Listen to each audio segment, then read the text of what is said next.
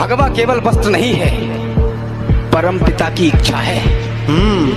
इसे पहनकर जिंदा रहना सबसे बड़ी परीक्षा है। भगवा पहना प्रभु राम ने मर्यादा में बड़े हुए।